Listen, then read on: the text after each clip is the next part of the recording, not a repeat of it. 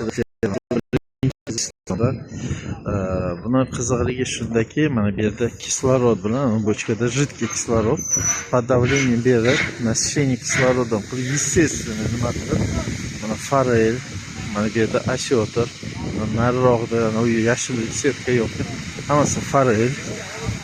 Mana bu yerda ham mana bu yerda stak, bu yerda forelning kattasi, forelning kattasi mana bu yerda mana yuribdi, mana chiqyapti tepaga. Mana bu yerda sazonlar, sazoni shunday qilib baliqchilik nima qilyapti.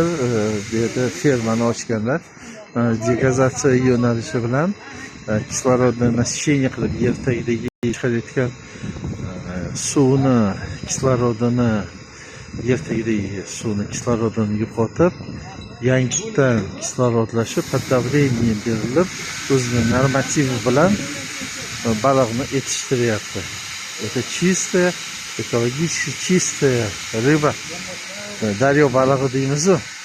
Shu daryo balig'ini tozasini искусственным путем mana bu yerda o'zi ashyotirlarni ko'rishingiz mumkin.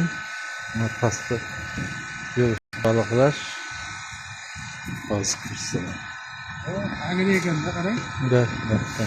Tagida ko'p juda ko'p. Biriga 1 metr 1.20 shu uzunligida beryapti.